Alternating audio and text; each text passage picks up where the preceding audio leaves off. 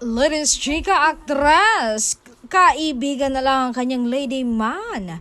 Nagkaroon din ng espekulasyon na mayroong something ang dalawa dahil sa kanilang galawan dahil napaka-sweet. Natanong nga ang actress hinggil sa tunay na estado ng relasyon nila ni aktor.